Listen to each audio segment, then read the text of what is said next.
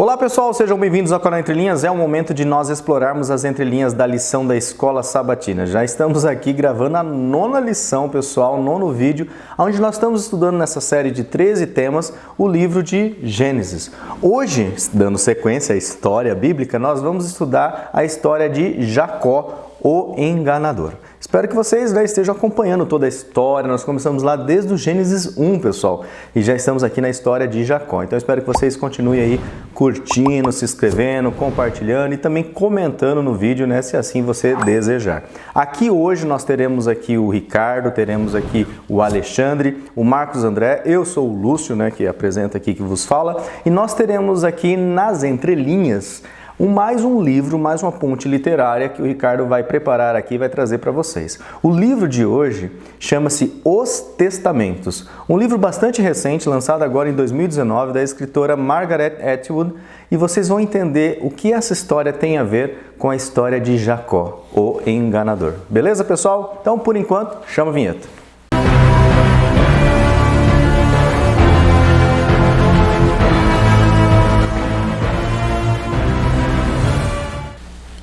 Bom, pessoal, vamos conferir aqui nos comentários das entrelinhas. Nós estamos tendo uma disputa nos comentários aqui dos vídeos, né? Quem é o primeiro comentarista, né? Então, o pessoal comenta lá. Nesse vídeo, quem ganhou essa disputa foi o Shawn Note 5. Ele diz, foi mal, eu tinha que comentar. Não mudei o nome ainda, pessoal. Vocês são feras, louvado seja Deus. Só espero que o Marcos André não me repreenda. Ele não repreendeu, não. Ele deu um ok para você. É isso aí. O Ricardo depois já colocou lá segundo. O terceiro foi o Trisco e seus vídeos do canal, aqui ele deve ter um perfil. Lindaci Lima, escutando, valeu Lindaci. E ela diz assim, já li Dom Casmurro, né, e caiu no vestibular, né, perguntando de que escola era e quem era Capitu. Legal. Edilza Nascimento, nossa parceira, boa semana a todos, vídeo curtido e também compartilhado e comentado também, né, o CCC. A Dorothy Mota, Dorothy de São Sebastião, São Paulo, estudando com vocês, graças a Deus, manda um coraçãozinho. Dorothy, acho que é a primeira vez que eu leio o seu comentário, muito obrigado, né, por você ter comentado, obrigado aqui pelo, né, coraçãozinho que vocês enviou, e um abraço para os irmãos de São Sebastião, lá em São Paulo, né, aqui vizinho aqui com o Paraná. Um abraço mesmo, obrigado Dorothy por ter colocado aqui da cidade que você nos acompanha. E com certeza, Dorothy, agora que você comentou e interagiu com o conteúdo, vários amigos e amigas da Dorothy vão receber lá a capinha do vídeo, quem sabe eles cliquem, né, e se interessem por Dom Casmurro, e na verdade o interesse não é Dom Casmurro, né, pessoal? O interesse é a promessa, o interesse é a palavra de Deus, então é por isso que a gente cria essa ponte literária. Inclusive, né, abrindo parênteses aqui, o Marcos já mandou, né, um testemunho do amigo dele que falou assim, que esse José Saramago, José Saramago, um escritor ateu, eu cliquei para ver, e aí clicando ele gostou do vídeo, então assim, é para isso mesmo, pessoal, para chamar atenção para a palavra de Deus. Hilda Pinheiro Silva, Abraão e Isaac nos ajudam com grande lição de fé, né? Obrigado por vocês serem esse manancial de sabedoria e compartilharem conosco, Hilda e também o querido Ian, né? Nosso fã lá do canal Entre Linhas, né? Rosângela Rô Correia, Deus abençoe vocês. Também vejo o Espírito Santo em não cristãos, legal isso. Conheço uma moça japonesa que não crê em Deus, mas sua conduta é exatamente o que Deus espera de seus seguidores. Ela continua aqui, já falei que ela é de Deus e quem a move é Deus. Né? Muito legal, Rosângela, obrigado aí pelo seu comentário, né? Compartilhando conosco aqui a sua vivência, a sua experiência, e ela ainda termina dizendo, fui até o segundo Marcos, lá até o final do vídeo, né, Rosângela, obrigado. Heber Duarte, eu vejo vocês aqui dos Estados Unidos, acho que é Richmond, Virgínia. Obrigado aí, Heber Duarte, né, por comentar conosco, mandar aí, nós temos, né, os nossos ouvintes lá nos Estados Unidos, um abraço, e também os amigos do Heber estão recebendo os alertas do YouTube. Marinalva Ferreira, outra amiga aí mundial, né, internacional, feliz semana família Entre Linhas, mais uma lição cheia de bênçãos que nos ajuda a fortalecer nossa fé. Abraço de todos, sempre ela coloca, não esqueça, né, Marinalva, Astúrias, Espanha. Francisco Lima, o que mais gosto de aprender com vocês é a ponte entre as linhas, né? Ou seja, entre linhas, as lições e as literaturas. Tá vendo, Francisco Lima? Sempre bem-vindo. Essa é a nossa intenção, criar essa ponte, esse interesse e entender que o cristão, né, não é, né, ele tem uma mente muito aberta, né? Paulo nos deixa esse exemplo, ele conhecia, né, sobre a cultura e ele pôde criar a ponte, né, do altar, do Deus desconhecido, ele pôde criar a ponte com o próprio Deus verdadeiro. E o último comentário de hoje, nós estamos gravando aqui numa quarta-feira, Helena Saraiva, amém, amém, amém. Ela deixa lá o CCC, fui até o segundo Marcos. Muito obrigado, pessoal, pelo seu comentário. É com muito carinho que a gente recebe cada comentário, seja positivo, seja não tão positivo, mas é com muito carinho que a gente recebe essas palavras, né, esses desejos, né, de bênçãos, que Deus continue nos abençoando. E, né, dou um testemunho aqui. Deus tem cuidado da minha vida, tem cuidado da vida do Ricardo, da família do Ricardo, tem cuidado também do Alexandre.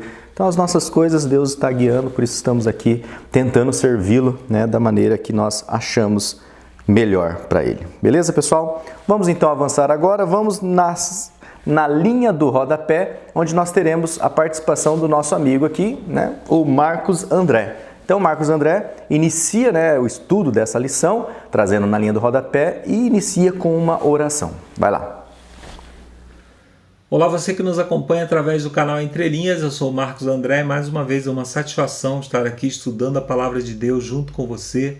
Mais uma vez reunimos a nossa classe bíblica ou a nossa igreja, né? Jesus Cristo nos prometeu que onde estivéssemos 2 ou 3 reunidos em seu nome, Ele estaria no meio de nós. Então, podemos sim nos considerar uma igreja, já que nos reunimos aqui em nome de Jesus semanalmente, né? Nossa igreja é uma igreja que não tem prédio, mas também não tem fronteiras, né? Nós temos aí vantagens sobre as igrejas tradicionais. Antes de estudarmos a Bíblia, como fazemos sempre, nós vamos orar ao nosso Deus. Vamos orar? Santo e bom Pai, muito obrigado mais uma vez pela oportunidade de estarmos aqui reunidos em Teu nome. Mais uma vez queremos te pedir, Senhor, que o Senhor nos ilumine, nos capacite para entrarmos na Tua presença através da Tua palavra.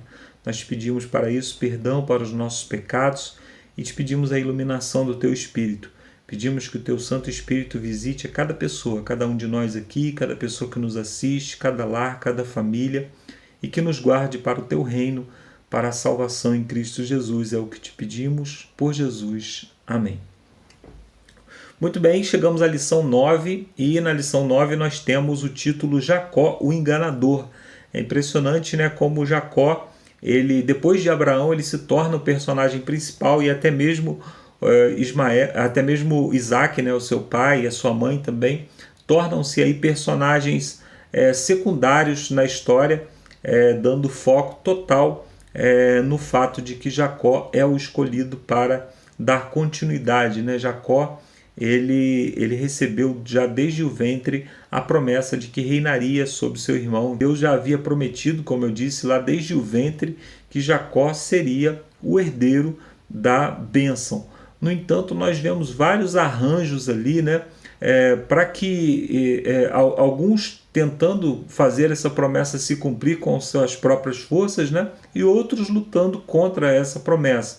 Por exemplo, nós vemos, né, Rebeca tentando dar um jeitinho ali para que a promessa se cumprisse, né, quando ela viu que o seu marido ia dar a bênção para o outro irmão, ela começou a fazer articulações ali para que a bênção se cumprisse através de Jacó. Jacó, por sua vez, né, comprando com artimanhas, com artifícios, né, a bênção do seu irmão.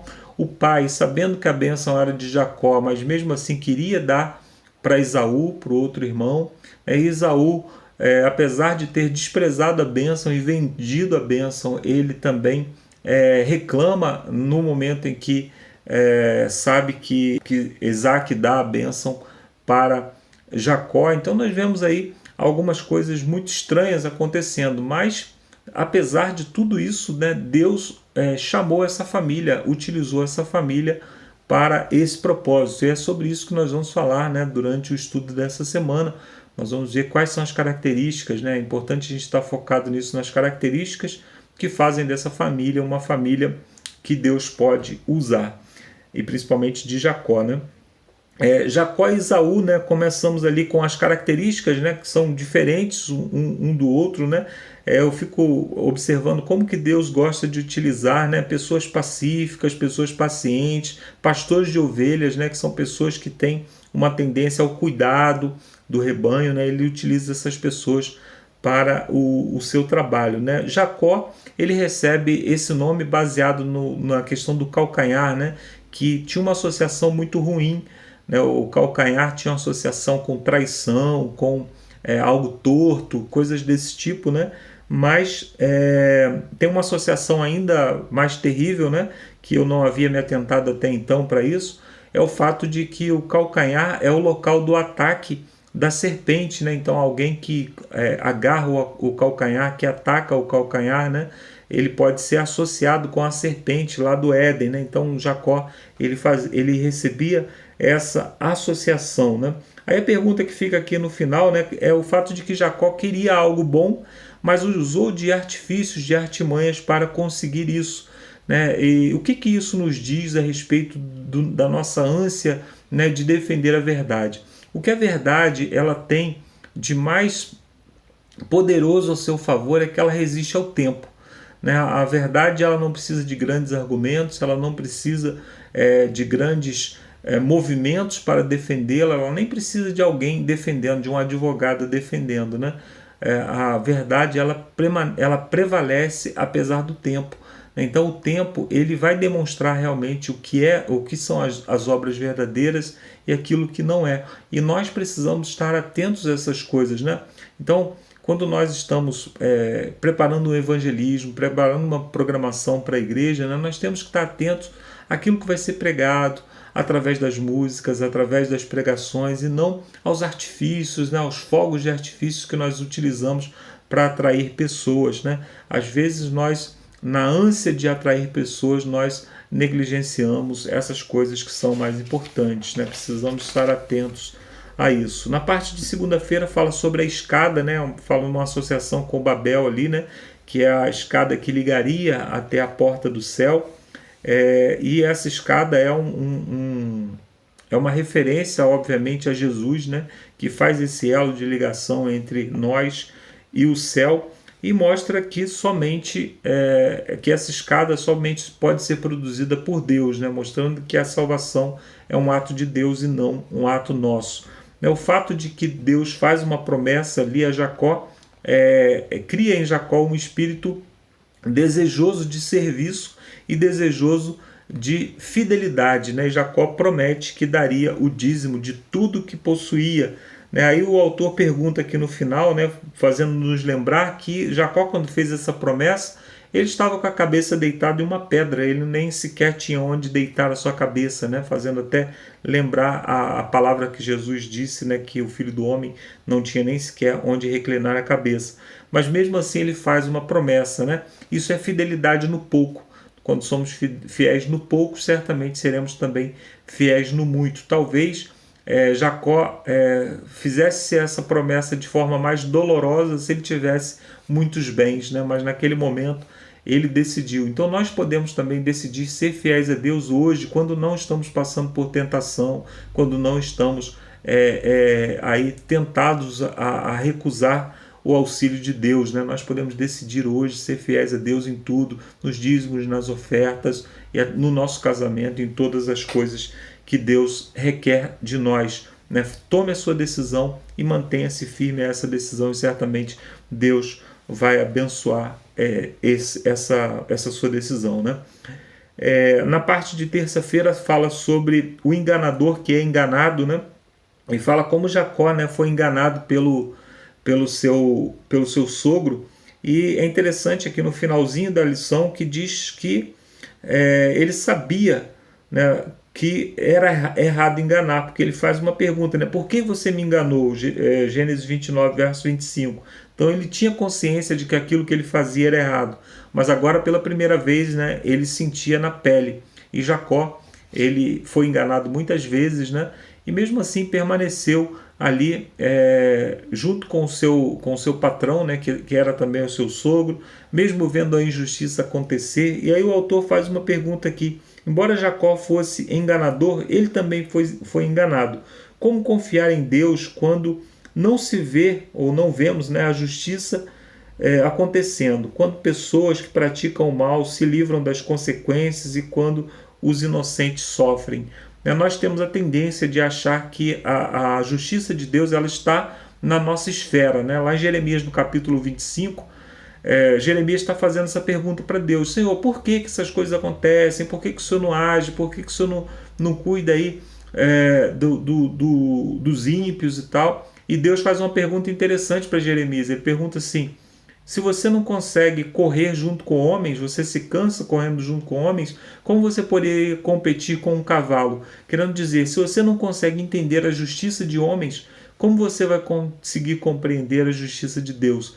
Então a justiça de Deus, ela está muito além da nossa compreensão, né?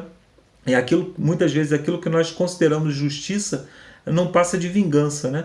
Então Deus é quem sabe realmente como a justiça vai se cumprir eternamente e não na nossa esfera. Por isso, cabe a nós confiar que um dia Jesus Cristo virá a essa terra e todas as obras serão descobertas diante dele e ele fará finalmente justiça. Até lá, nós vivemos num mundo de pecado e não num mundo de justiça, né? Num mundo de maldade e não num mundo de justiça. Na parte de quarta-feira fala sobre a bênção da família, né? Os filhos ali. Jacó foi o primeiro a ter toda a sua descendência incluída na aliança, né? Até então, um dos filhos somente era incluído. Agora, Jacó tem todos os seus filhos formando as 12 tribos de Israel. É interessante, né? Como a família de Jacó herda essa questão de ser uma família disfuncional, como vinha na família dos pais, né? E agora tem disputa familiar, tem gente se vingando através da sua condição. Uma tem filho, outra não tem filho, porque uma era desprezada, a outra era amada. Então a gente vê aí muitas coisas acontecendo na família de Jacó, mas Deus ainda assim usa a família de Jacó. E o autor pergunta aqui: de que forma essa história revela que os propósitos divinos serão cumpridos no céu e na terra, apesar das fraquezas dos seres humanos? Imagine se Deus dependesse de nós para cumprir os seus propósitos, né? O que seria do plano da salvação? O que seria da salvação de uma maneira geral, da nossa própria salvação de uma maneira geral, né? Então, Deus ele consegue cumprir os seus planos através de nós, a despeito de nós, mesmo que nós não estejamos contribuindo como deveríamos contribuir, ele pode nos usar, né? E se, como Jacó, nós nos colocarmos na presença de Deus, nos colocarmos nas mãos de Deus para que ele possa nos usar. Uma das coisas principais que nós aprendemos com Jacó é que ele era um ser humano como nós, tropeçava, errava, tinha suas falhas de caráter, mas Jacó, ao contrário do seu irmão Esaú, ele estava com foco na bênção espiritual, ele estava com foco na herança espiritual que Deus havia deixado, que era a vinda do Messias para salvar todas as pessoas. Nós também temos uma missão, que é anunciar a vinda do Messias para trazer a salvação para esse mundo. Então, nós podemos, como Jacó, tropeçar em muitos aspectos da nossa vida, mas não podemos de maneira nenhuma tropeçar na nossa vida espiritual, tropeçar no nosso foco espiritual. Aquele que não sabe para onde está indo, qualquer caminho serve. Nós temos que ter foco, saber para onde nós estamos indo, para que possamos caminhar com Cristo, seguindo os passos de Cristo. Que Deus nos abençoe com esse propósito. Eu termino aqui a minha participação, você vai para Campo Mourão com o Ricardo, com o Alexandre e com o Lúcio. Eu volto lá no finalzinho com as perguntas de sexta-feira. Um abraço e bom estudo a todos. Valeu, Marcos. Esse foi a entrada, né? O prato de entrada aqui desse banquete entre linhas. Agora nós teremos aqui na ponta da linha, onde nós vamos passar aqui todos os dias da semana, né? Desde sábado até sexta-feira, até quinta, né? Que o Alexandre termina na quinta.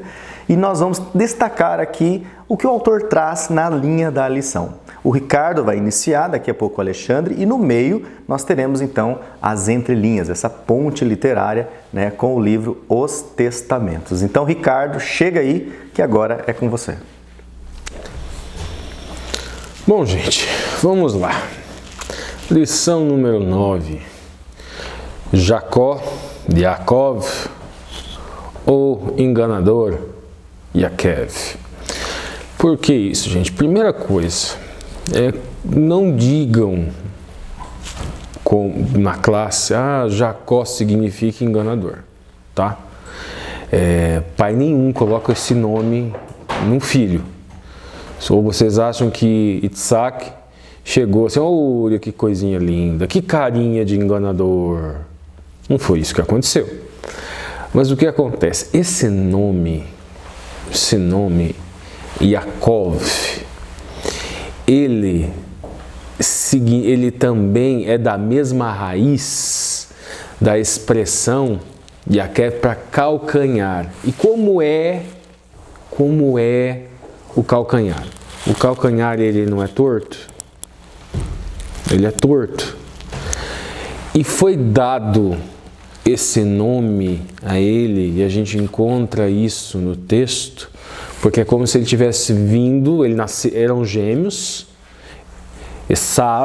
Esaú, Yaakov, Jacó, eles eram gêmeos, e Yaakov nasceu depois, como se preso pelo calcanhar. E ali nós temos Gênesis 27, 36, que nós vamos encontrar o verso áureo, que vai nos dar mais um pouco de luz sobre isso.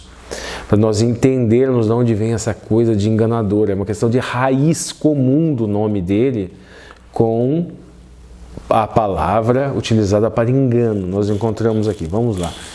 Então disse ele, no caso aqui nós estamos falando de Esaú, estamos falando de Esaú. Não foi o seu nome justamente chamado de Jacó, por isso que já 2 vezes me enganou?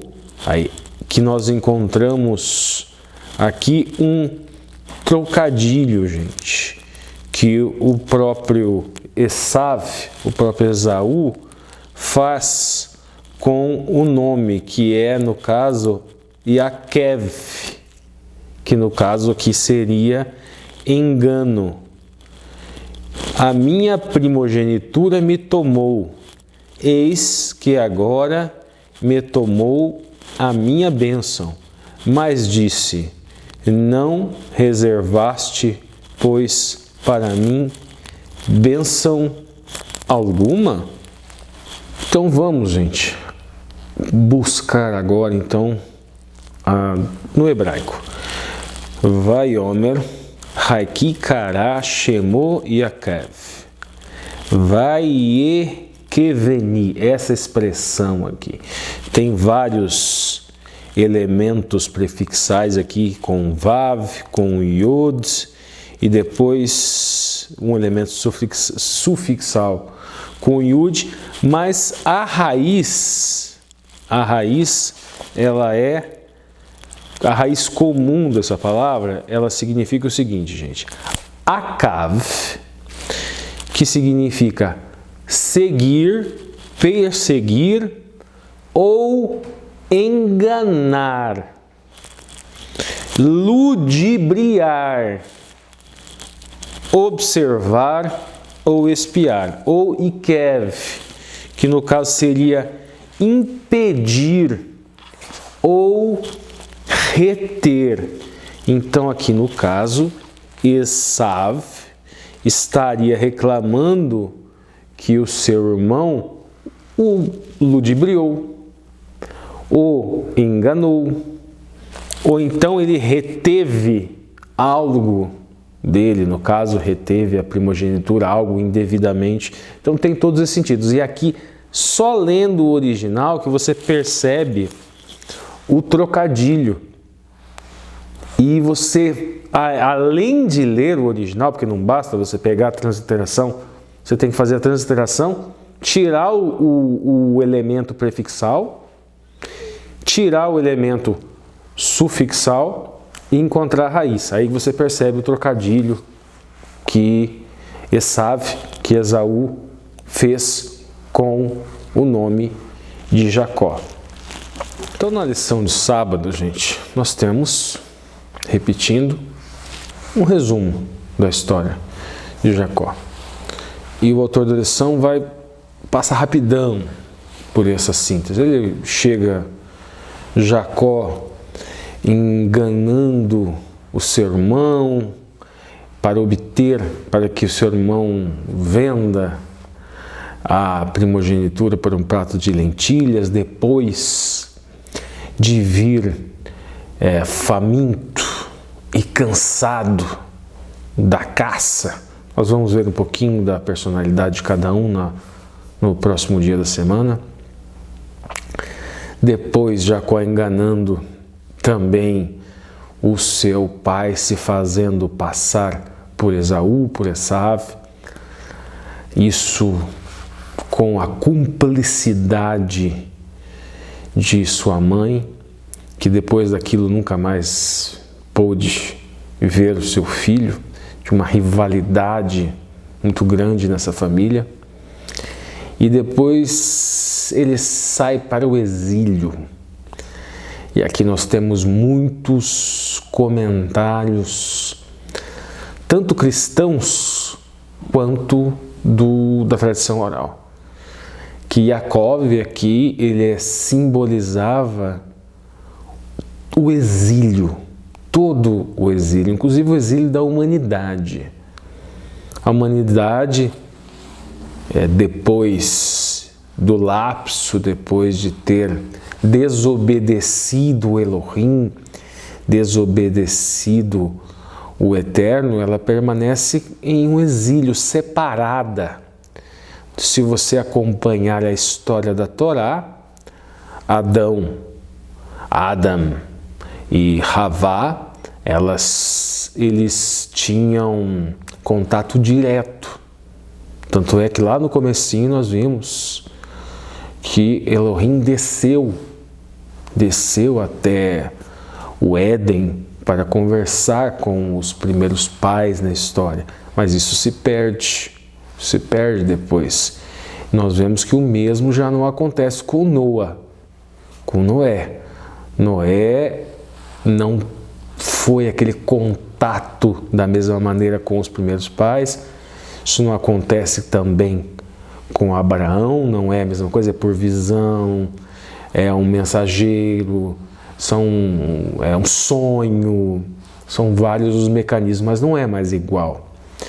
E simboliza, além desse exílio da humanidade, o exílio pelo qual a descendência de Jacó também passaria.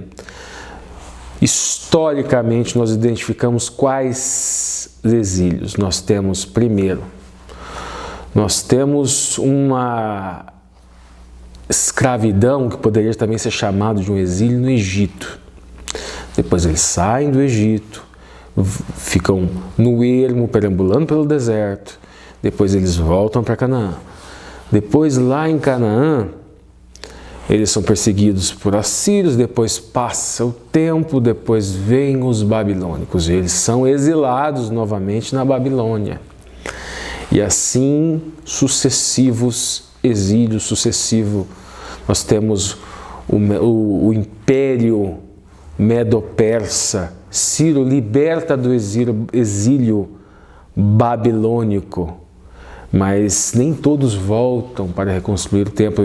A reconstrução do templo vai vir muito tempo depois, então eles ainda permanecem, de certa forma, exilados quando o Império Medo-Persa domina. Só depois, com Artaxerxes, que eles retornam para Jerusalém. Depois nós temos o Império Greco-Macedônico.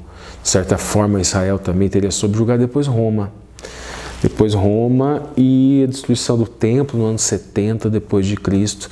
Então, tanto a tradição oral judaica entende que Jacó simboliza o exílio, quanto o comentário cristão, inclusive o comentário aqui, esse comentário cristão do nosso manualzinho. E seguindo, gente, ele no exílio, ele se apaixona por Raquel e ele é enganado por Labão, que entrega Lia, entrega a filha mais velha. Ele tem que trabalhar mais 7 anos pela esposa que ele amava, mas ele também é abençoado, que ele tem 12 filhos, e depois tem a sua viagem de volta. Então esse é o resuminho que a gente encontra no sábado da lição, e nós chegamos então na lição de domingo, que vai falar justamente sobre Jacó e Esaú. E nós, primeira coisa que nós temos que fazer uma leitura, gente, é aqui Gênesis, no capítulo 25, versículo 21. E a pergunta a ser considerada aqui é: compare as personalidades de Jacó e Esaú. Que qualidades Jacó o predispuseram a ser digno da bênção de Isaac? Bom, gente, nós não temos uma construção do texto, da personalidade assim extensa para a gente tirar essa questão dessa personalidade. Então, existem outras formas dentro da literatura semítica, na língua hebraica, para se fazer esse tipo de construção. Os autores, os teólogos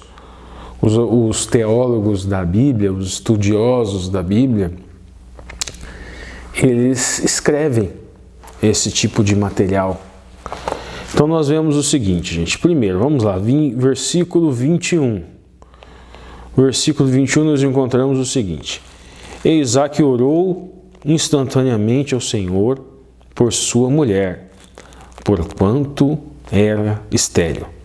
E o Senhor ouviu as suas orações. E Rebeca, sua mulher, concebeu.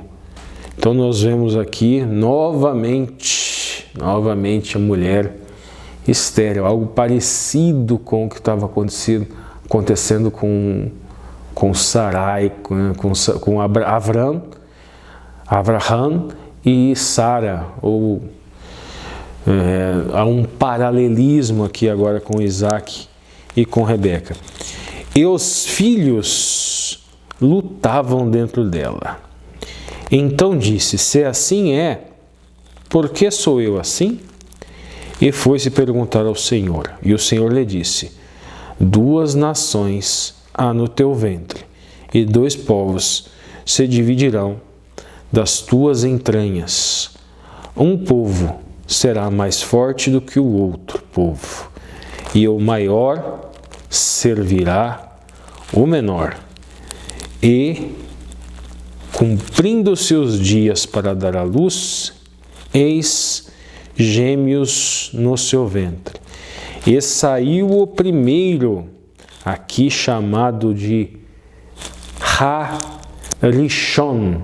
Harishon é o primeiro. Essa expressão, gente, e como se constrói essa frase no hebraico, esse Harishon, ademoni, culô, e o primeiro, ele era ruivo em tudo. Ele era ruivo e também ele era peludo. E em razão disso é o nome Esav. Esav, que significa justamente isso. Esav significa peludo. No caso, Esaú. E depois saiu o seu irmão. Vocês percebem aqui que nós temos aqui palavras no começo do texto, e o primeiro, dando mais ênfase, mais pompa para Esaú, para Esaú. Por quê? Porque era primogênito.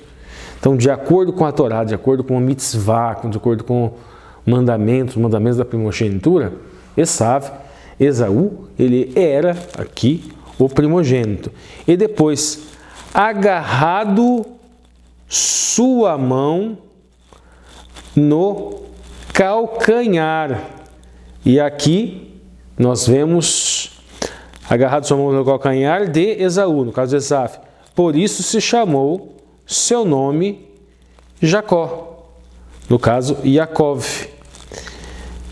E era Isaac de idade de 60 anos e quando os gerou. Então vamos encontrar agora aqui no texto, gente, as duas expressões hebraicas que nós temos aqui. Então, a expressão Ba'akev, no caso, o calcanhar, percebe? Akev. E por isso se chamou Akov. Esta expressão, gente, Akev, essa expressão Akev significa calcanhar. Mas preste atenção, seria o salto do sapato, seria a pegada, o rastro. Então, esse pego pelo calcanhar seria uma expressão idiomática como assim, ele seguindo as pegadas do seu irmão, ele veio depois. Seguindo o rastro, também significa vestígio, traço, final. Agora, a mesma raiz, com as mesmas letrinhas, gente, é um Ain, um Kuf, um Bet, se escreve Akav, que significa seguir, perseguir. Então veja bem, Akav, seguir ou perseguir. Então esse seu irmão, ele, no caso Jacó e Yaakov, ele, Akav, perseguiu o seu irmão e saiu depois do ventre. Ele seguiu o seu irmão e saiu depois do ventre. Vocês percebem os jogos de linguagem que é possível com a palavra da mesma raiz? Então, esse pego pelo calcanhar é uma expressão idiomática para que ele seguiu a pegada, seguiu o caminho. Mas também, gente, Akav pode significar seguir, perseguir. E por isso que os pais deram o nome. Eles não olharam para a criança e falaram, nossa, tem uma carinha de enganador. Não. Eles olharam para a criança, olha, veio depois, seguiu, Akav. Então, Yaakov. Colocaram lá um iudzinho no começo, Yaakov. Mas também, Akav, além de significar seguir, perseguir, significa enganar, ludibriar, significa observar, espiar. Então, é mais ou menos isso. Então, para Esaú, Esav, ele olhou esse lado do enganador. Os pais, obviamente, que não, né, gente? Então, vamos continuar lendo o texto. Então, nós vemos lá. E saiu depois, para o calcanhar, 27. E cresceram os meninos. E Esaú, e agora vocês percebam os adjetivos aqui para Esaú, como são todos adjetivos pomposos. E Esaú, ele era varão perito da caça. Essa expressão aqui, Esav, Ish. Então, essa expressão Ish é uma expressão de honra, é mais ou menos assim. Hoje em dia, eu acho que até na língua portuguesa e inglês, ele é o cara. Ele é o homem, ele é o cara. Uma expressão para dar esta ênfase, né? Então, aqui, nós identificamos que esse irmão Esaú foi varão perito na caça. Aqui nós temos alguns comentários da tradição oral. O primeiro comentário da tradição oral fala o seguinte. Gente, caça. Então, na caça como? Isso é o comentário da tradição oral judaica. Arco e flecha, certo? Comentário arco e flecha. Esse animal do arco e flecha, ele é kasher? O que é kasher? Porque a carne, dentro do judaísmo, ela tem um ritual de sangria, um ritual como matar o animal com o menor sofrimento possível, porque aquilo passaria para a carne, e aquela carne do animal barbarizado por violência, se a pessoa se alimentasse, ela poderia ser contaminada por aquela violência, por aquele... obviamente que eles não pensavam nisso, né? Por aquele estresse, os hormônios, eles não pensavam em nada disso. Mas eles pensavam que aquilo poderia ser transmitido para o ser humano que se alimentasse. Então, por isso tinha o kasher. E o animal caçado, então isso significa que ele caçava para divertimento. Inclusive, o comentarista Rashi fala que ele é vagabundo, que ele não trabalha, porque os trabalhos, os afazeres, no caso, úteis para a comunidade estariam ali, estariam nos afazeres do lar, no você cozer, no você cuidar do rebanho, você plantar, você ia cuidar da terra. E Esaú, ele saía em aventuras e caçava, e diferente de Jacó, que ficava cuidando. Então, outra coisa, ele era um menininho mimadinho pela mãe. Não, gente, presta atenção, ele ficava cuidando dos trabalhos mais úteis para o clã, para a família, para a comunidade. Ele cuidava do arar da terra, ele cuidava do alimento, ele cuidava da casa, e daí o comentário de Irache é mais ou menos assim, não, Jacó efetivamente trabalhava, e o Esav, ele era o bom vivant, que saía atrás dos seus prazeres. Continuando, gente, e amava Esaú porque a caça era de seu gosto, mas Rebeca amava Jacó.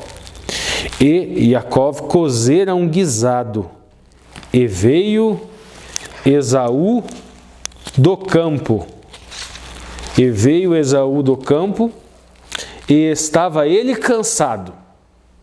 Então, um comentário cristão da teóloga adventista, que quem é secular já sabe que nós estamos fazendo um vídeo para vocês também, e evitando linguagens igrejeiras, já tivemos vários comentários de adventistas que não parece que se incomodam de ser chamada, que ela que chame Ellen White de teóloga, tem que chamá-la de profetisa. Mas eu já vou adiantando para os seculares que também estão, que não são cristãos que estão assistindo o vídeo, gente, que a própria Ellen White, ela não fazia questão de ser chamada de profetisa. Isso é uma defesa, isso é mais um preciosismo, de não todos, obviamente, de não todos, mas de alguns membros da igreja se sentem ofendidos dela ser chamada de teóloga. Mas ela é uma estudiosa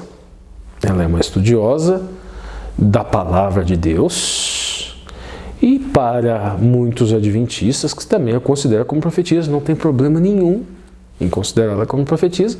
Agora, essa luta na rede, porque alguém não chamou ela de profetisa, isso é coisa de internet. Isso não é coisa... ela própria não se incomodava com isso, ela nunca exigiu essa defesa de ninguém. Então vamos lá, vamos continuar. Então, o que eu ia falar do comentário dela? No comentário dela, ela acrescenta que, além de cansado, ele estava com fome. Mas aqui no texto nós identificamos apenas a questão do cansado, na Torá escrita. E não é demérito nenhum nisso, gente, porque a tradição oral judaica também traz alguns acréscimos. Então, existem alguns pequenos detalhes que são encontrados na tradição oral judaica que não está na tradição oral, na Torá escrita. E nós vemos alguns comentários cristãos, e acabei de dar um exemplo, esse é o comentário de Ellen White, que ela fala que ele estava cansado e com fome, trazem alguns acréscimos. Provavelmente ela pode ter tido acesso a comentaristas cristãos, comentaristas judeus, e ela introduziu isso. Poderia também ter tido algum tipo de iluminação. Prosseguindo, gente. E disse Esaú a Jacó: deixa-me, peço-te, comer deste guisado vermelho, porque estou cansado. Por isso se chamou o seu nome Edom. Edom, gente, ele significa avermelhado, porque provavelmente este guisado fosse dessa cor. Ele foi seduzido. E tem um outro detalhe aqui.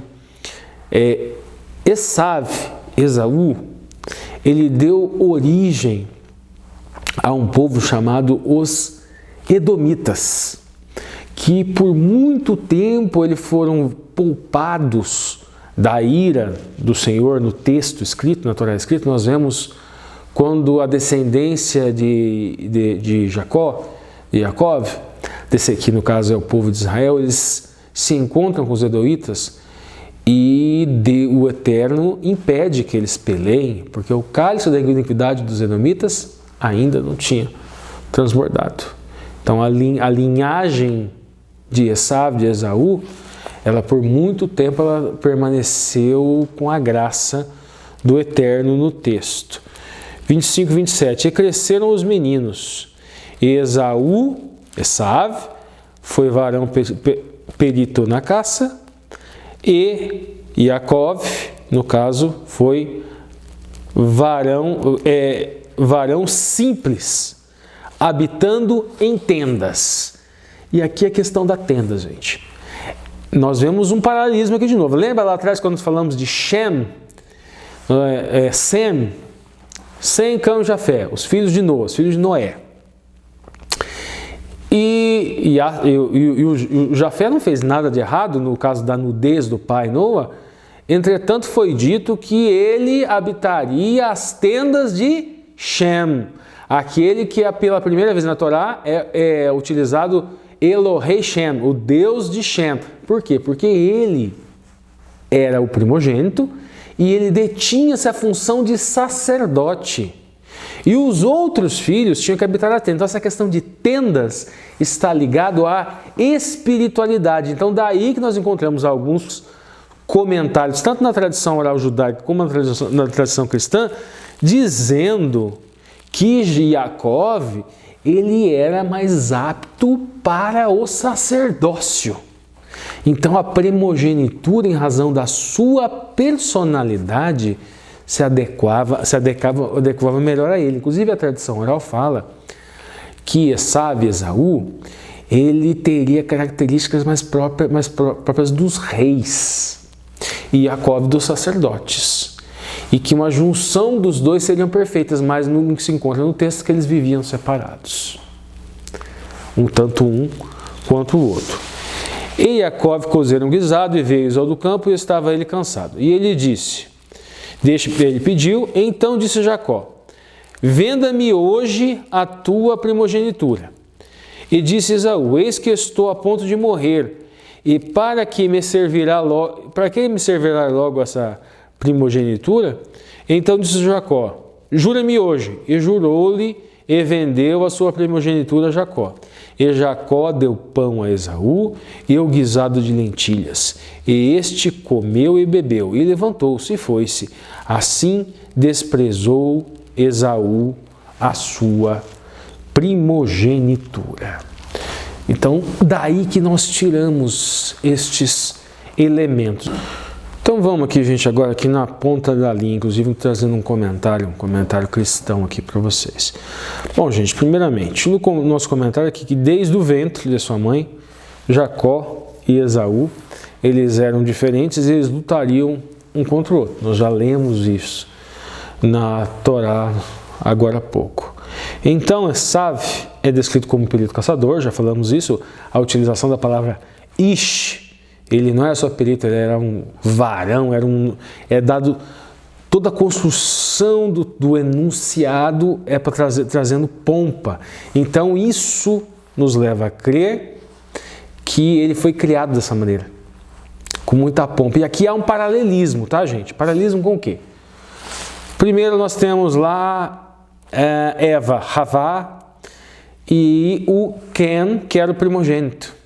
Nós estudamos lá todas aquelas questões do texto que nos leva a crer, tanto a tradição oral, quanto o comentário oral judaico, como o comentário cristão, é parecido que no sentido de que Yahué Ken é porque Eva achava que ele era, talvez ali estaria o Salvador, talvez ali estaria o Mashiach. Caim não poderia mais enganada, ela não poderia estar mais enganada. E Caim acaba matando Abel. E o paralelismo está aqui, e também em razão desse paralelismo, na tradição oral judaica se leva a crer que eles olham esse texto e falam, olha, aqui é a chavezinha para nós entendermos o porquê que Raquel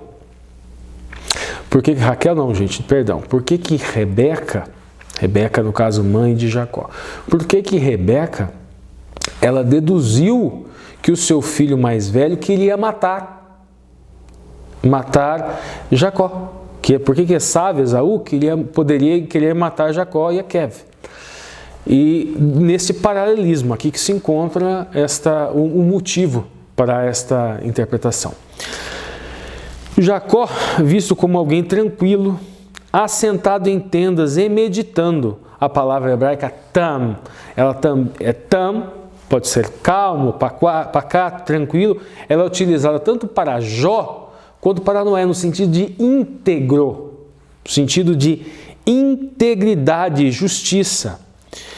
E no caso de Esaú, ele era expansivo, ele era aventureiro, ele era dedicado à busca dos prazeres. E aonde se encontra isso? Na caça. E aqui tem um outro paralelismo, Esaú, com as características dele, que nós encontramos lá com Nimrod.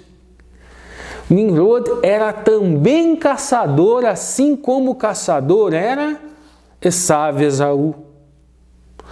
E, novamente, mais para frente, quando Jacó ele vai para o exílio, e daí a tradição oral fala, que ele se esgueirava e tentava não ser visto por outros povos, por medo das habilidades de Esaú, na caça. Assim como a tradição oral também olha lá em Nimrod e fala que ele era exímio caçador, se especializou em caça de animais e mais para frente em caça de homens, e assim teria surgido a escravidão. Então temos esses detalhes aqui. Então, chegou cansado, nós já falamos dessa história, havia preparado lentilhas para si mesmo. Para Esaú, prazer imediato, visível, físico e do alimento. Aqui nós temos um comentário cristão que o fato dele ter trocado mostra mais um pouco da personalidade de Esaú, que era uma pessoa que ansiava pela satisfação imediata dos prazeres físicos e visíveis.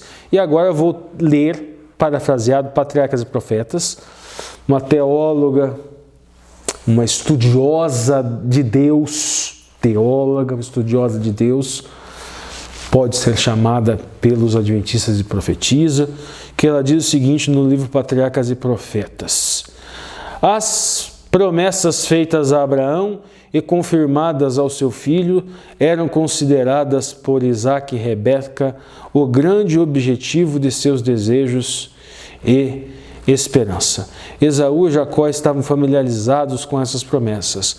Foram ensinados a considerar a primogenitura algo de grande importância, pois incluíam não somente a herança das riquezas terrestres, mas também a liderança espiritual. Aquele que a recebia deveria ser sacerdote da família, e na linhagem de sua posteridade viria o Redentor do mundo. Então esse comentário cristão aqui também faz esta interpretação, assim como o calendário judaico. A diferença. Qual seria a diferença? Que a diferença aqui seria o seguinte, gente. O cristão entende que o Kohen, o sacerdote aqui, e a primogenitura aqui de Jacó, assim como a primogenitura de Shem, de Sem, o primeiro filho, o primogênito de Noa, que até certo ponto aqui é contemporâneo a Jacó, pouco tempo, mas com certeza contemporâneo a Abraham, e com certeza contemporâneo a Isaac. E a tradição oral, inclusive, fala, gente, a tradição oral judaica agora, que por algum tempo Isaac teria estudado com Sem. E prosseguindo, gente, então este comentário é muito parecido. Agora a diferença é o seguinte: o comentário cristão entende que isso aponta para Yeshua, para Jesus o Cristo. O comentário judaico se abstém de dizer que Yeshua já é o Messias. Eles estão ainda aguardando a vida do Messias, mas eles identificam isso, e nesse texto isso também. Só que o Messias que ainda não veio. Agora vamos para a segunda-feira e nós vamos tratar sobre a escada de Jacó. E agora nós vamos para o capítulo 28, gente. Nós temos uma rápida passagem pelo 27 e depois nós vamos para o 28. Vamos lá, gente, vamos na ponta da linha. Primeiro, assim que Esaú descobriu que Jacó havia recebido a bênção de seu pai, percebeu que havia sido enganado e quis matá-lo. Rebeca se preocupou procurando evitar esse crime, e aqui paralelismo lá com Caim e com Abel, os irmãos que brigaram e um matou o outro. Assim, com o apoio de Isaac, ele exortou Jacó a fugir para a casa de seus parentes. No caminho para o exílio, Jacó encontrou a Deus em um sonho no lugar que ele chamou de Betel, no caso, casa de Deus. E ali ele fez um voto. Então vamos fazer o seguinte, gente. Nós vamos vou trazer primeiro um comentário, gente, dessa escada que nós encontramos na tradição oral, e depois nós vamos ver lá o capítulo 28, no versículo 10, tá? O comentário da tradição oral, gente, diz o seguinte. Primeira interpretação, esse sonho que ele teve o sonho de uma escada que ela apontava para o chão e para o céu. E os anjos subiam e os anjos desciam. Então a tradição oral judaica tem algumas interpretações. Primeira interpretação, é uma interpretação muito interessante. A interpretação ela é feita por Rambam. E ele fala o seguinte, ele fala de 4 anjos. E ele estabelece, gente, um paralelo justamente com o exílio. E ele fala que esses anjos, primeiro ele fala que essa escada, primeiro é o próprio Jacó, que subiria ao céu, e esses anjos subiriam ao céu. Então, por exemplo, o primeiro anjo Melar, o primeiro mensageiro que subia ao céu seria do primeiro exílio. Caso aí ele via o mensageiro do Egito subindo até o céu e depois ele descia. Aí depois ele via o anjo assírio subindo e depois descia. O anjo babilônico subindo e descia. O medo-persa subindo e descia. Aí o greco-macedônico subindo e depois ele descia. E depois ele via a linhagem de Esaú. E daí temos aqui uma tradução com dois finais diferentes na tradição oral judaica, que fala o seguinte, que ele vê a descendência de Esaú, né, no caso dos edomitas, subindo e subindo, e ele fica lá esperando que ele desça e ele não desce. Daí a primeira visão dentro dessa interpretação, ou seja, é uma interpretação e a primeira variante, que diz o seguinte, diz que o Eterno, para tranquilizá-lo em razão desse medo de que Esaú pegasse, e medo também dele ter perdido as benesses do Eterno em razão do que ele fez, do que ele fez para conseguir a bênção. E daí esse sonho seria uma forma do Eterno explicar para ele que não, estava tudo bem. E ele ficou angustiado, mas o anjo de Esaú não vai descer? E daí duas variantes na tradição oral judaica, que fala o seguinte. Primeira, que o Eterno o tranquilizou e disse, não, ele vai subir, e mesmo que ele fique do meu lado, eu o farei descer. Teria sido para tranquilizá-lo. Uma outra variante da tradição oral diz o seguinte, diz que o Eterno teria dito outra coisa para ele, teria dito o seguinte, que na verdade, não, ele vai subir, mas você vai ter que subir aqui para tirar ele daqui. Então temos essas duas diferenças na tradição. O comentário cristão, ele é um pouquinho diferente com relação a essa escada. E essa questão de que os anjos subiam e desciam significa que existe um grande conflito aqui, e que aqui é onde os anjos passariam a maior parte do tempo trabalhando em prol da humanidade, obviamente, amando do Eterno, amando de Deus, para cuidando do povo, cuidando daqueles que atendem ao chamado, atendem ao Vaikra e praticam a sua fé, função, a sua fé, cargo, a sua convicção que os faz atuar. Lembrando que todos são chamados para uma emuná. E Yaakov também recebeu um chamado para a sua emuná. Existem alguns comentários também na tradição oral que fala o seguinte, gente, que fala que Jacó teria sido o primeiro a ser concebido, mas ele teria saído depois.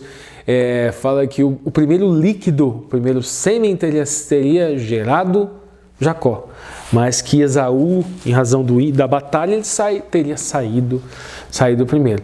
Poderíamos fazer uma associação genética, de certa forma até ingênua, dizendo o seguinte, porque estudos apontam de que os gêmeos, o primeiro gêmeo que sai é aquele que biologicamente, que geneticamente seria o mais novo, que o mais velho, aquele que sai depois. Como se você colocasse duas pedras dentro de uma caixa. A primeira que sai é aquela que você colocou depois. Ocorre que, gente, primogenitura não é propriamente o primeiro que nasce. E nós vemos isso mais acentuadamente com os filhos de Jacó. Ele teve 12 filhos e aquele que ficou com a primogenitura, gente, foi Judá, não foi Rúben. Judá ficou com a primogenitura, ficou com o sacerdócio. Não foi o primeiro, foi o quarto. Se não me engano, o quarto filho. Me corrija se eu estiver errado, mas com certeza não foi o primeiro. O primeiro foi Rúben, depois teve Shimeão, teve... Então, o primogênito foi Judá. Nós tivemos os levitas, a tribo dos levitas, como os Carronim, que também Levi também é um filho. Então, mas não ficou com Rúben a primogenitura, não ficou com Rúben o sacerdócio, de forma alguma. Então, essa discussão ela é bem relevante. Agora vamos à Torá escrita, vamos ao texto, Gênesis Bereshit 28:10, e nós vemos lá o seguinte, gente. Vamos lá, 10. E partiu, pois, Jacó para Bersabá, e foi para Harã, onde Abraão já esteve, né, gente? Por isso que tinham parentes lá. E chegou a um lugar onde passou a noite, porque já o sol era posto, e tomou uma das pedras daquele lugar e pôs sobre a sua cabeceira, e deitou-se naquele lugar. E sonhou, e eis que uma escada era posta na terra, cujo topo tocava o céu. E eis que os anjos de Deus subiam e desciam por ela. E eis que o Senhor estava em cima dela e disse: Eu sou o Senhor teu Deus, de Abraão teu pai, e o Deus de Isaque, esta terra em que estás deitado, e darei a ti a tua semente. Ou seja, reafirma para Yaakov a bênção que foi dada a Abraão e a bênção que foi dada a Isaque. E a tua semente será como o pó da terra. Entender-se-ão ao ocidente, ao oriente, ao norte e ao sul. Em ti e tua semente serão benditas todas as famílias na terra. Paralelismo de novo com a bênção abrâmica, a bênção de Abraão. E eis que estou contigo, te guardarei para onde quer que fores, e farei tornar a esta terra, porque te não deixarei até que haja feito o que tenha dito. Ele recebeu o chamado para uma emuná, gente, uma fé-função. Ele recebeu o chamado, ele atendeu, de certa forma, esse chamado por meios tortos. Ele cometeu hatat, ele cometeu pecado? Sim, mas ele estava tentando cumprir a emuná com os seus caminhos errados. Não é à toa que existe aquele ditado popular, né, Deus escreve certo por linhas tortas. As linhas, né, a tortuosidade das linhas são em razão dos desvios de caráter humano, mas mesmo assim Deus continua escrevendo. A gente entorta a linha e ele continua escrevendo. O ser humano, em razão de suas imperfeições, é que torna essas linhas tortas. Acordado, pois, Jacó de seu sono, disse: Na verdade, o Senhor está neste lugar e eu não sabia. E temeu, aqui o temeu é no sentido de honra, tá? Continuando, e quão terrível é este lugar, e não é outro lugar senão a casa de Deus. E esta é a porta do céu. Então levantou-se Jacó pela manhã de madrugada, tomou a pedra que tinha posto por sua cabeceira e pôs por coluna e derramou azeite em cima dela e chamou naquele lugar Betel. O nome, porém, daquela cidade dantes era Luz. E Jacó votou um voto dizendo: se Deus for comigo e me guardar nessa viagem que faço, e me der pão para comer e vestidos para vestir, e eu em paz tornar a casa do meu pai, o Senhor será o meu Deus. Então ele também fez um voto.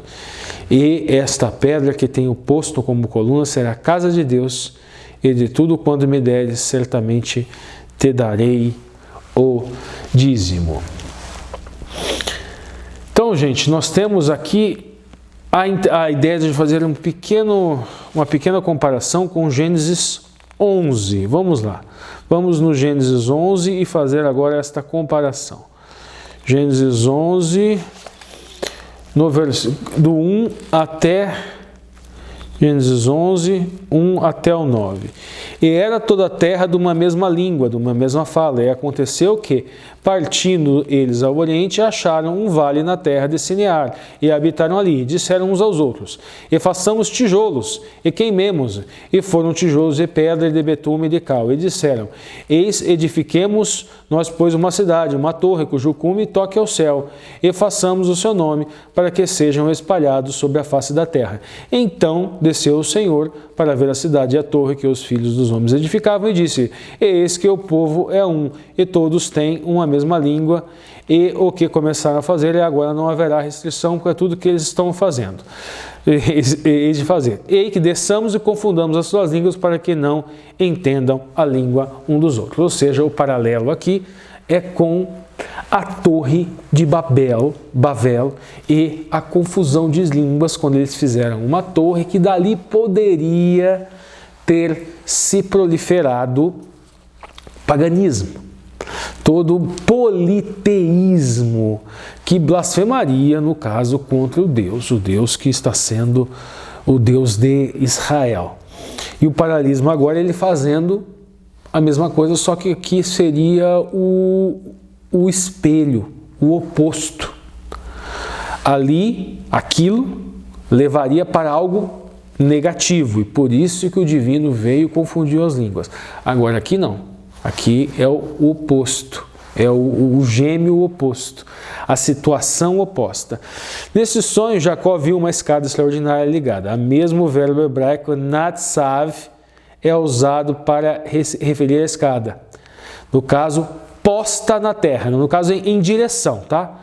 E ao Senhor que estava perto. Não é propriamente que ela toca a terra, mas ela é em direção à terra. Como se a escada e o Senhor fossem a mesma coisa. Vocês percebem a diferença aqui do comentário da tradição oral? Na tradição oral, a escada é Yaakov. No comentário preponderantemente cristão, a escada é o Senhor. E num comentário cristão trinitariano, essa mensagem que liga o céu e a terra é Yeshua. Yeshua HaMashiach, Jesus o Messias. E por que na tradição oral? Porque a leitura que o judeu, que tem hoje totalmente uma influência rabínica, faz o texto, é que tudo isso é voltado para o povo. Então, mesmo que achem aqueles comentários antigos que direcionam para o Messias, eles não dão tanta ênfase assim. Então, no caso, para o judeu, a escada seria um símbolo de Jacó, porque eles querem direcionar para o povo. Para o cristão, a escada é o Messias, que não deixa de ser um judeu. Não deixa de ser, mas é Yeshua HaMashiach, é Jesus o Messias, aquele que nasceu em Nazaré. Continuando, gente. A escada estava relacionada à tentativa de Babel de alcançar o céu. Como a torre de Babel, a escada chegava à porta do céu, mas enquanto a torre representava o esforço humano para alcançar a Deus, a escada de Betel enfatizava que o acesso a Deus só podia ser alcançado pela vinda da Shekhinah de Deus a nós. E isso ocorreu com a vinda do Messias.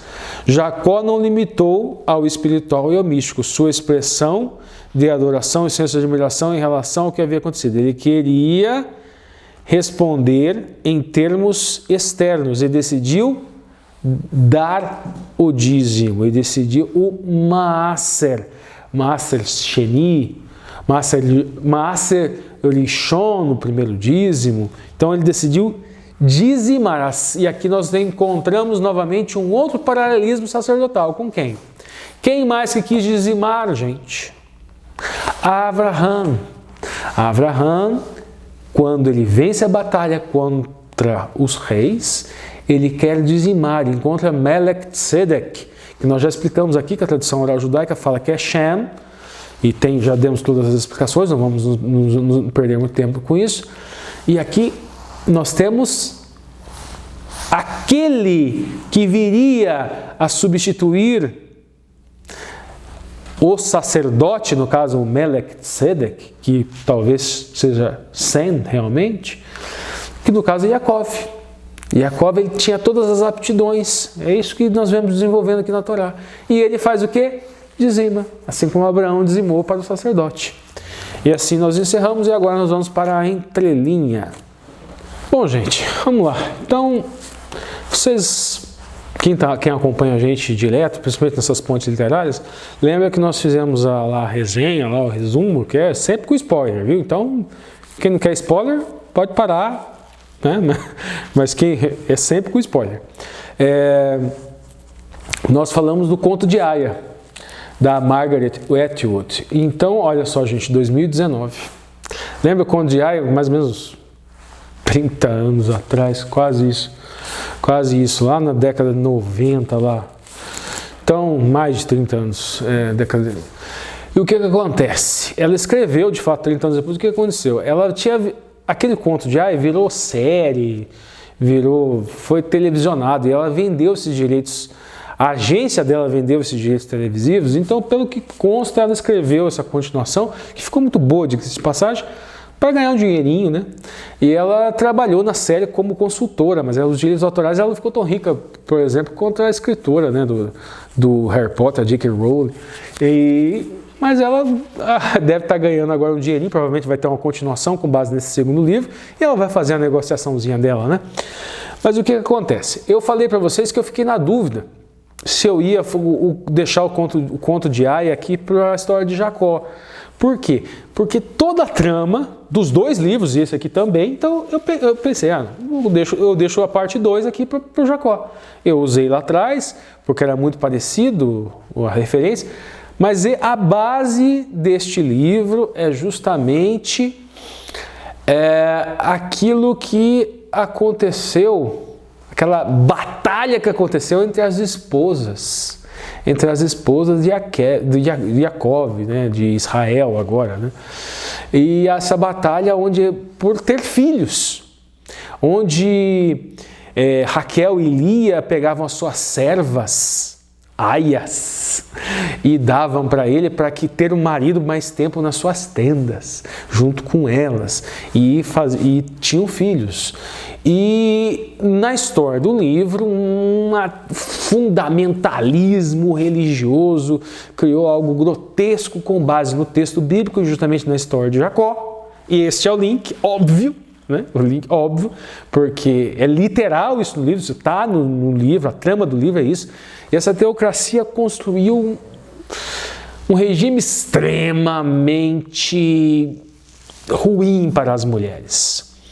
Aconteceu alguma coisa com as mulheres, algo ambiental, algo epidêmico, não sei, que poucas mulheres podiam procriar, assim como as esposas de Jacó. Só que não foi nada ambiental, né? Foi a questão da idade, né? No caso da história bíblica. E eles, com base nisso, eles criaram castas. E as mulheres, independente da casta que pudessem ter mais privilégios, não, as mulheres sempre eram colocadas numa posição de inferioridade, uma posição muito terrível, diga-se de passagem. E tinham as aias. As aias eram aquelas que podiam ter filhos. Tinham as esposas dos capitães, tinham as martas. As martas eram responsáveis pelos afazeres domésticos, já falei das aias, né? Tinham as esposas dos capitães, que elas não podiam engravidar, e tinham as tias. As tias elas educavam as aias. E elas eram tiranas, muitas delas. Inclusive, nós temos a tia Lígia no número 1, na primeira versão, no conto de Aia, que é uma vilã, faz coisas terríveis com a Offred, né, que é a do Fred, porque elas não tinham nem nome lá no conto da Aia. Agora aqui não, agora aqui elas aparecem com nome. Este livro, ele é narrado sob a ótica de 3 pessoas, gente. A primeira pessoa, no caso, é a tia Lígia, que ela é a chave da história. Por quê? Ficaram algumas perguntas para a Atwood responder. E uma das perguntas era como que a Gilead, que é o nome dessa ditadura, teocrática, esse terror teocrático, ele se esfacela, ele se destrói.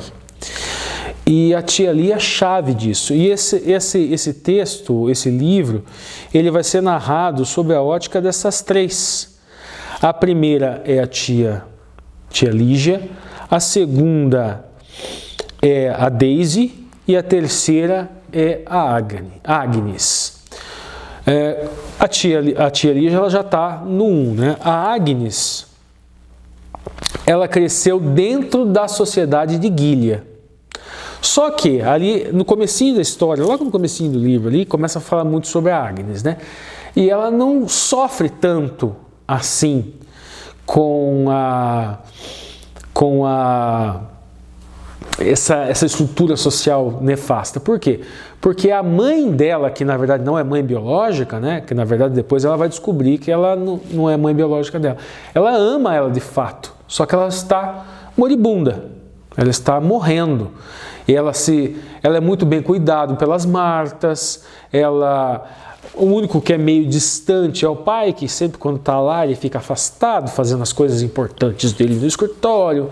Mas a mãe, ela ama realmente ela, essa mãe adotiva, que é a esposa, ela é estéril, é a esposa deste coronel. Estas aias, gente, elas são submetidas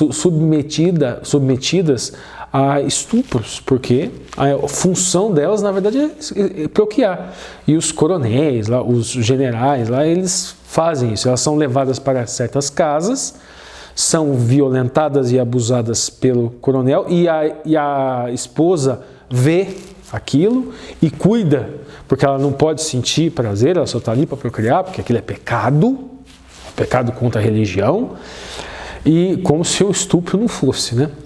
E essa menina, no caso, a Agnes, ela é fruto justamente desse tipo de relação. Mas mesmo assim, essa mãe é uma mãe boa, e ela ama essa menina e cuida dessa menina, mas ela é moribunda, ela morre e depois ela começa a sofrer com porque a mãe que a amava não estava mais ali para protegê-la, né? A outra, gente, é a Daisy. A Daisy, ela cresce no Canadá, porque essa República de Gilead, mesmo era nos Estados Unidos da América, mas o Texas e a Califórnia, eles não entraram nessa, e nem tampouco o Canadá. Então, o Mai-Dai, que são revolucionários que querem que esse regime caia, eles estão lá e eles enviam, no decorrer do livro nós vamos descobrir, eles enviaram uma filha de uma aia, que é a Daisy, que no caso ela é muito famosa lá no Mai-Dai, tem foto, ela é muito famosa lá no Gilead, ela tem fotos dela, e porque ela era um bebê que foi salvo por uma aia, que saiu de lá e foi enviado para o Canadá.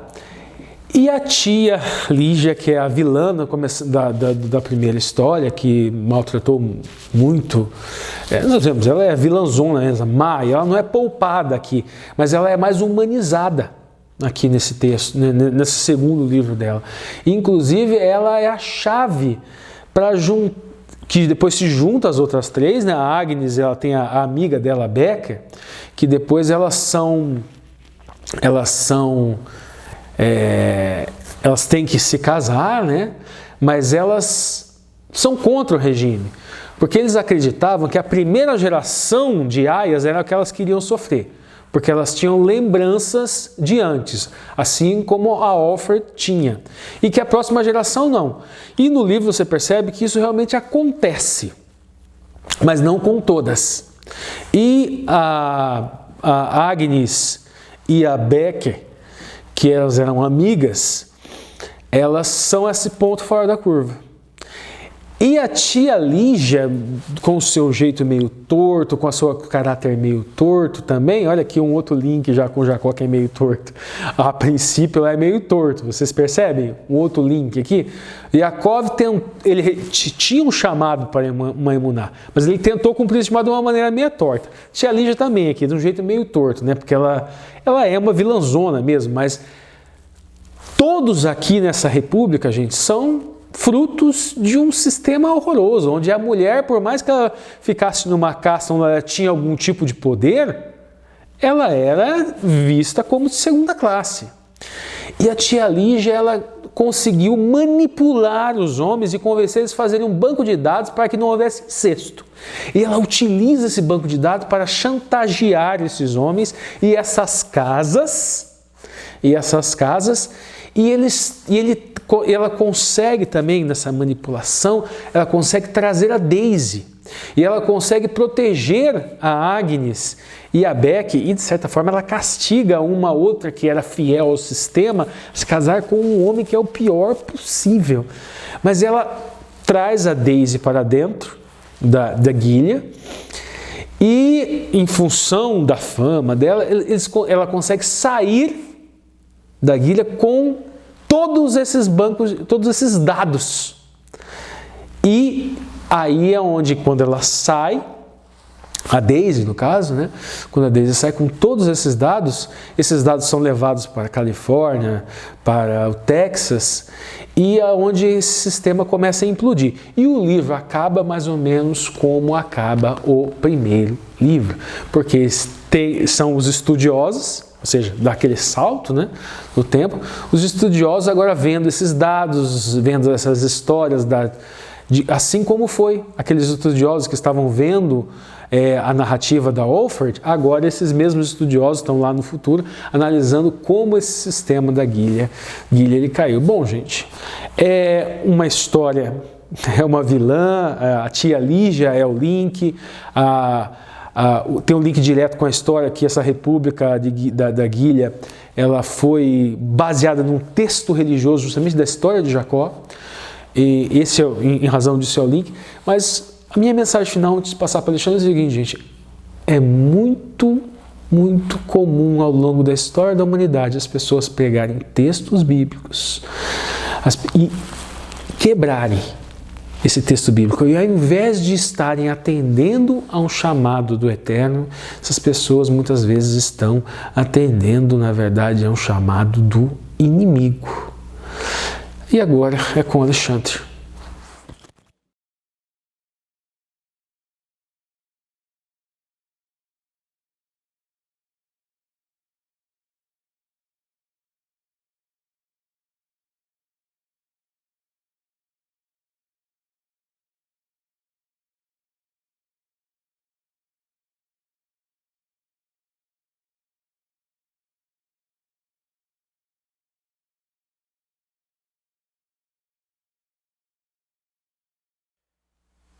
Obrigado, Alexandre. Apesar da frente fria, estamos aqui, né, aquecidos e preparando materiais para vocês. O Alexandre também mandou, o Ricardo construiu essa ponte, trouxe na ponta da linha, mas o vídeo ainda não acabou, hashtag, né, fui até o segundo Marcos, onde nós vamos trazer agora as perguntas para discussão. E o Marcos traz isso e já também encerra a lição com uma oração. Então vai lá, Marcos, agora é com você novamente. Muito bem, chegamos à parte de sexta-feira, aquela parte onde vamos falar sobre as perguntinhas lá no finalzinho da lição. Aquelas perguntinhas que nos trazem para a reflexão prática a respeito da lição, né? A primeira pergunta diz assim: nos relatos sobre Isaac, Rebeca, Jacó, Esaú, Labão, Raquel, Lia, vemos mentiras e enganos. O que isso nos ensina sobre a natureza humana e sobre a graça de Deus, né? Assim como nós, Jacó e todos os seus parentes ali, né, as pessoas ali, eles precisaram da graça de Deus para cumprirem a missão, para que o seu nome pudesse ser escrito no livro da vida, assim como nós também. Então, quando nós erramos, ao invés de desanimarmos, sairmos da igreja, né, abandonarmos a fé, nós temos que nos apegar a isso, né, ao fato de que parte do Evangelho é o fato de que nós não conseguimos cumprir sozinho, né? A outra parte do Evangelho é o fato de que Cristo cumpriu por nós. Então nós devemos nos apegar a Cristo, né? Quanto mais erramos, não devemos nos afastar de Cristo, pelo contrário, devemos nos apegar a Cristo para que Ele nos auxilie, né? Para que possamos vencer a nossa natureza pecaminosa. Segunda pergunta: ao ler a história de Jacó, que evidências encontramos de que ele amadureceu? Quando Jacó volta, né, da sua peregrinação lá, junto com seu sogro, ele volta com a sua família cheio de bens, né, e ele começa a se despojar dos seus bens, né, enviando presentes ao seu irmão e priorizando a família, né, criando um círculo ali ao redor da sua família, priorizando aquilo que era realmente importante. Então nós precisamos aprender também com Jacó, né? Saber quais são as nossas prioridades e focarmos nas nossas prioridades, né? E não nas coisas que são passageiras aqui nessa vida, né? Pergunta número 3. Corremos o risco de ter a atitude de Esaú para com o direito da primogenitura? Como assegurar que sempre amaremos e apreciaremos a luz que Deus nos deu? Quantas coisas nós temos, né? Nós recebemos de Deus, né? E vivemos como se não tivéssemos, por exemplo, né? A nossa mensagem de saúde, que apesar de ser às vezes empurrada goela abaixo, né? De uma maneira muito dura, mas é uma bênção para o povo de Deus. E será que nós vivemos isso? Será que a nossa saúde é melhor do que as pessoas que estão ao nosso redor? Será que, como regra geral, nós temos nos aproveitado ou vivemos comendo o mesmo que as pessoas comem, vivemos do mesmo jeito que as pessoas comem? As mensagens, né, sobre as profecias que nós recebemos aí de Deus, será que nós temos feito bom uso delas? Será que nós temos nos atentado ao estudo da palavra de Deus, né, como povo remanescente que tem uma missão a cumprir? Então, muitas vezes, negligenciamos o estudo da palavra de Deus, enquanto que nós, né, temos luz suficiente para estudar, né? Enquanto muitas pessoas gostariam de ter o conhecimento que nós temos, os materiais que nós temos para estudar, né? Então, precisamos olhar para isso, né? Se nós, de alguma forma, não estamos sendo como Esaú, né, que recebeu bênçãos espirituais, mas acabou jogando no lixo, jogando fora essas bênçãos, né? Quero convidar você a orar comigo mais uma vez. Vamos orar? Santo e bom Pai, muito obrigado pelo privilégio que nós temos de estudar a Tua Palavra, certos de que o Teu Santo Espírito tem nos auxiliado. Muito obrigado também, Senhor, porque no passado o Senhor abençoou homens e mulheres para que essa mensagem chegasse até nós. Nós te pedimos, Senhor, que essas bênçãos espirituais que nós herdamos, que elas sejam valorizadas e não sejam vendidas por qualquer prato de comida ou por qualquer coisa passageira. É o que te pedimos, com o perdão dos nossos pecados, e te pedimos também, Senhor, que o Senhor continue guardando a nós mesmos e os nossos familiares na Tua presença até o dia da vinda de Jesus. Te pedimos isso por Jesus. Amém. Obrigado, amigos, e até a semana que vem com mais um estudo da Palavra de Deus. Bom, pessoal, agora sim encerramos o Banquete Entre Linhas. Não esqueça, né, do CCC, curtir, comentar, compartilhar com todos os seus queridos aí. Muito legal essa disputinha, quem comenta primeiro, né? Vamos ver quem vai ganhar aqui no nono vídeo. Mas nos vemos então, pessoal. Essa série não termina aqui, nós temos ainda o 10º vídeo, a 10ª lição, onde nós vamos ainda continuar estudando sobre Jacó. Agora, Jacó e Israel. Beleza, pessoal? Se cuidem, fiquem com Deus. Nos vemos até lá, se Deus quiser. Tchau, tchau.